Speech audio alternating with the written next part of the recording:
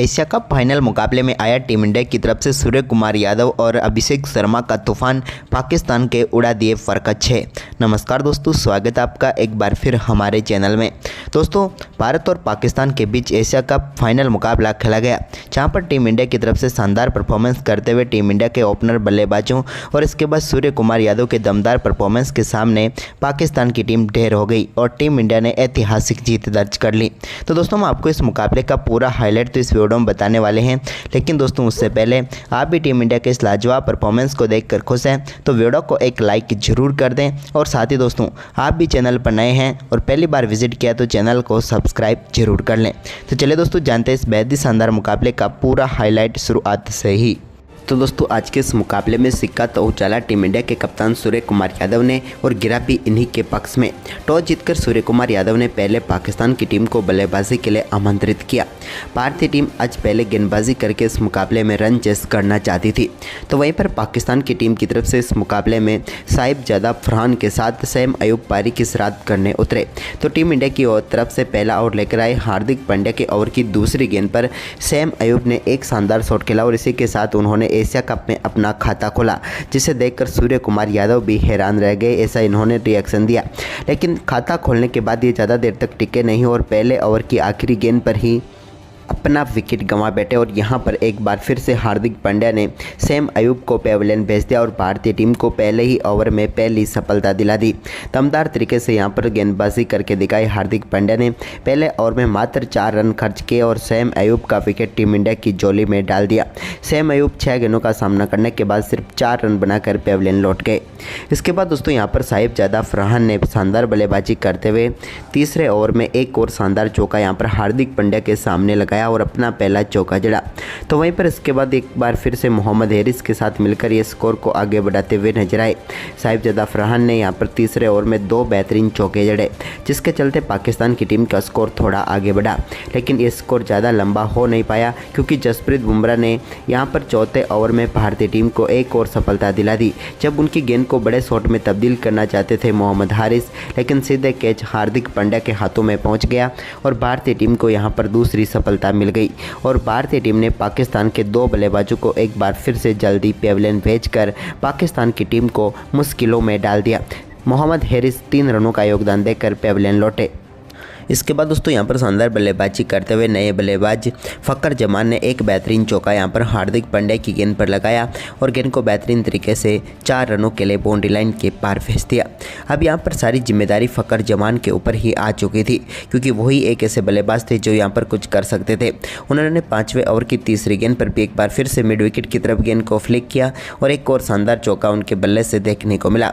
तो वहीं पर इसके बाद दोस्तों, यहाँ पर पावर प्ले के आखिरी ओवर में भी साहिबजादा फरहान ने भी एक और बड़ा शॉट खेला और इस बार गेंद को 6 रनों के लिए बाउंड्री लाइन के पार भेजने में वो कामयाब हुए और यहां पर उन्होंने जसप्रीत बुमराह की गेंद पर शानदार छक्का जड़ा।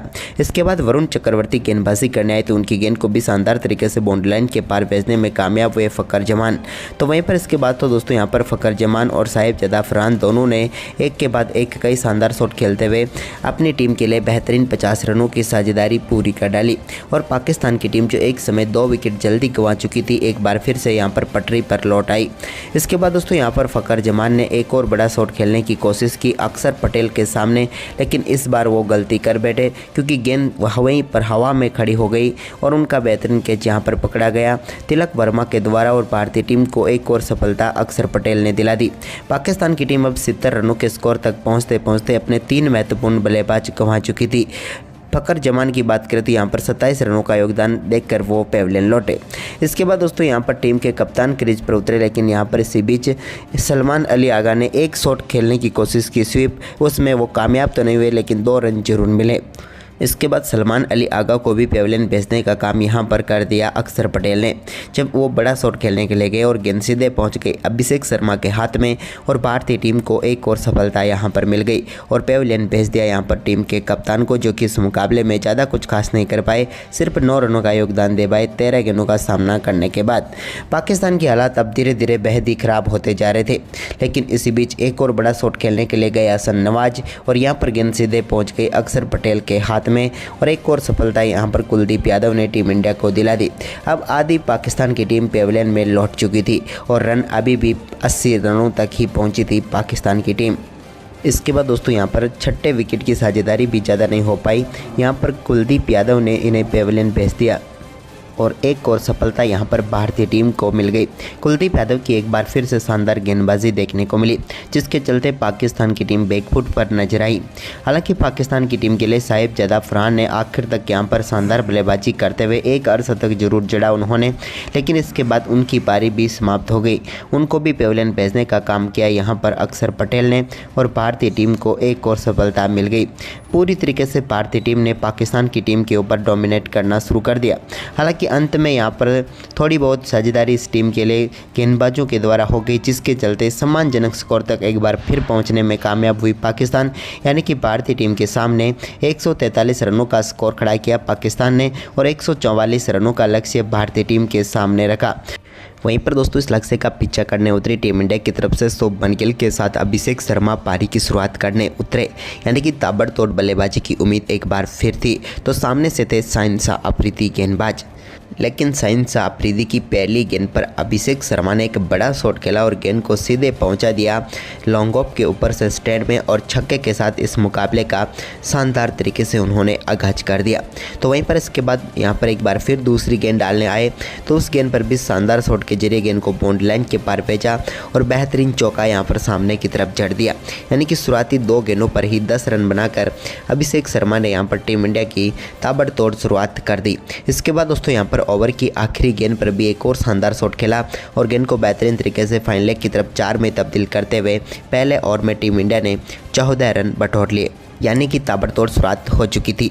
इसके बाद दोस्तों यहाँ पर शानदार बल्लेबाजी करते हुए एक बेहतरीन चौका जड़ा शुभमन गिल ने भी गेंद को बाउंड्री लाइन के पार भेज दिया यहाँ पर एक्स्ट्रा कवर की तरफ। इसके बाद यहाँ पर दूसरे ओवर की चौथी गेंद पर भी उन्होंने एक बार फिर से शानदार शॉट खेला और यहाँ पर सेम अयूब की एक और गेंद पर शानदार चौका जड़ दिया।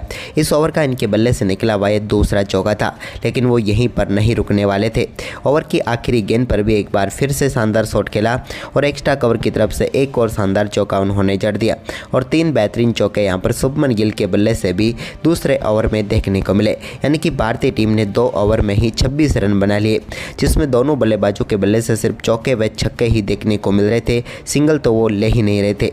इसके बाद दोस्तों यहां पर शानदार बल्लेबाजी करते हुए अभिषेक ने एक और गेंद को शानदार तरीके से एक्स्ट्रा कवर की तरफ खेला और बेहतरीन तरीके से यहां पर भी उनके बल्ले से चौका मिल गया, क्योंकि गैप ढूंढना अभिषेक शर्मा को आता है, वो कमाल यहां पर इन्होंने फिर से करके दिखा दिया। इसके बाद दोस्तों यहाँ पर एक बार फिर से शाहिन शाह अफरीदी सामने आए अभिषेक शर्मा के, तो यहाँ पर एक बार फिर से फ्लिक शॉट खेला उन्होंने और गेंद को एक बार फिर से 6 रनों के लिए बाउंड्री लाइन के पार भेज दिया। यहाँ पर उनके बल्ले से निकला हुआ एक और ये दमदार छक्का था, जहाँ पर उन्होंने शाहिन शाह अफरीदी की गेंद को स्टैंड में पहुँचाया।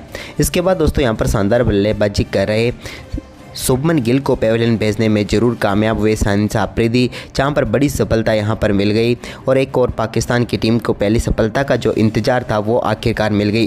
लेकिन इससे पहले ही भारतीय टीम के इन 2 बल्लेबाजों ने 50 रनों की साझेदारी पूरी कर डाली थी।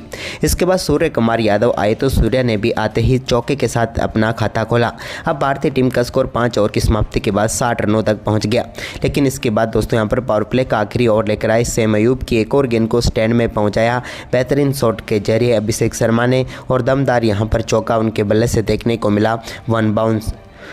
वहीं पर इसी ओवर में उनके बल्ले से एक बार फिर से बेहतरीन शॉट देखने को मिला और बैक टू बैक चौके यहां पर जड़ दिए अभिषेक शर्मा ने। अब पूरी तरीके से भारतीय टीम ने डोमिनेट कर दिया यहां पर इस पावर प्ले को भी और पावर प्ले में ही भारतीय टीम ने शानदार बल्लेबाजी करते हुए 75 रन खड़े कर दिए। यानी कि आधा मुकाबला तो पावर प्ले में ही समाप्त हो गया, क्योंकि सेम अयूब के पावर प्ले की आखिरी गेंद पर जो बड़ा शॉट यहाँ पर देखने को मिला था वो कमाल का था अभिषेक के बल्ले से, जहाँ पर गेंद को उन्होंने पहुँचा दिया था सीधे स्टैंड में। इसके बाद दोस्तों यहाँ पर सूर्य कुमार यादव ने भी शानदार बल्लेबाजी करते हुए एक और बेहतरीन शॉट खेला और इस बार गेंद को यहाँ पर मुकीम की गेंद को बेहतरीन तरीके से चौके के लिए बाउंड्री लाइन के पार भेजा बैकवर्ड स्क्वायर लेग की तरफ। ये कमाल शॉट था, क्योंकि यहाँ पर खड़े खड़े इस प्रकार से घुटना टेक कर शॉट खेलना आसान नहीं होता है, लेकिन यहाँ पर सूर्य ने 4 जड़ दिए। लेकिन इसी ओवर की आखिरी गेंद पर भी एक बार फिर से कुछ वैसा ही शॉट उनके बल्ले से देखने को मिला और एक बार फिर से गेंद को बेहतरीन तरीके से बाउंड्री लाइन के पार भेजकर इस ओवर का दूसरा चौका जड़ दिया। 7 ओवर में ही अब टीम इंडिया का स्कोर पहुंच चुका था 87 रनों का पार। यानी कि भारतीय टीम पूरी तरीके से प्योर डोमिनेट इस मुकाबले में कर रही थी। इसी बीच अभिषेक ने एक और शानदार चौका जड़ा और इसी के साथ अभिषेक शर्मा पहुंच गए अब 49 रनों पर मात्र 17 गेंदों पर। लेकिन इसके बाद दोस्तों यहाँ पर इनके बल्ले से निकले एक और कमाल के चौके के साथ ही मात्र 18 गेंदों पर ही अभिषेक शर्मा ने शानदार बल्लेबाजी करते हुए अपना बेहतरीन अर्धशतक पूरा कर लिया और पाकिस्तान की यहाँ पर बैंड बजा डाली इस बल्लेबाज ने, क्योंकि एक से बढ़कर एक शॉट यहाँ पर खेले और तितर बितर कर दिया उनके गेंदबाजों को। इसके बाद दोस्तों यहाँ पर अपने अर्धशतक का सेलिब्रेशन भी कुछ कमाल के शॉट के साथ किया, जब एक बड़ा शॉट इनके बल्ले से निकला और गेंद पहुंच गई सीधे स्टैंड में और जड़ दिया दमदार छक्का यहाँ पर अभिषेक शर्मा ने।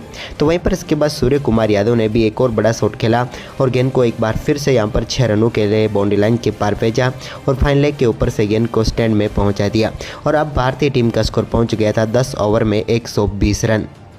वहीं पर इसके बाद दोस्तों यहाँ पर दमदार परफॉर्मेंस करते हुए अभिषेक शर्मा एक और बड़ा शॉट खेलने के लिए गए, लेकिन इस बार सैम अयूब को एक और सफलता मिल गई, क्योंकि यहाँ पर गेंद बाउंड्री लाइन के पार नहीं गई और उससे पहले ही यहाँ पर एक कैच पकड़ा गया और आखिरकार बेहतरीन बल्लेबाजी करे अभिषेक शर्मा का विकेट पाकिस्तान की टीम को मिल ही गया।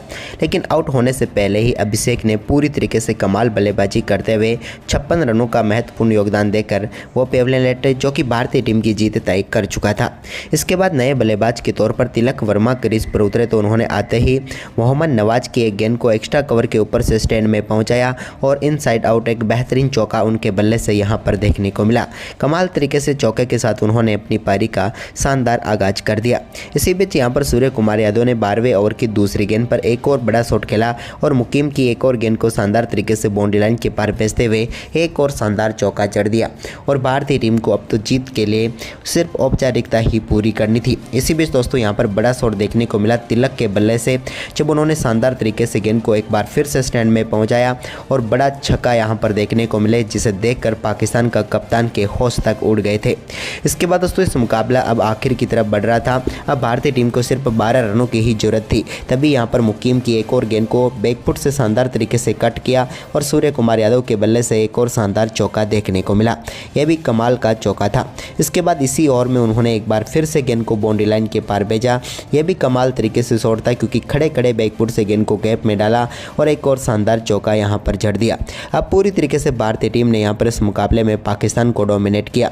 अभी सिर्फ 14वां ओवर ही शुरू हुआ था और इस ओवर की पहली गेंद पर सूर्य कुमार यादव ने एक और चौका यहां पर मोहम्मद नवाज की गेंद पर जड़ा और इसी शानदार चौके के साथ ही इस मुकाबले को फिनिश कर दिया और भारतीय टीम ने शानदार परफॉर्मेंस करते हुए एक तरफा इस मुकाबले में शानदार जीत दर्ज की और मात्र 14 ओवर में ही भारतीय टीम ने ऐतिहासिक जीत दर्ज करते हुए पाकिस्तान की टीम को एक बार फिर से करारी शिकस्त इस मुकाबले में दे दी और सुपर 4 का पहला मुकाबला टीम इंडिया ने अपने नाम कर लिया। तो दोस्तों आपको ये भारतीय टीम का लाजवाब परफॉर्मेंस कैसा लगा, क्योंकि भारतीय टीम ने जिस प्रकार से पाकिस्तान की टीम को एक तरफा हराया उसे देखकर तो उनके फैन भी कह रहेंगे कि ये मैच देखने ही क्यों आए हम। तो दोस्तों आपको कैसा लगा ये मुकाबला, हमें कमेंट करके जरूर बताएं। धन्यवाद।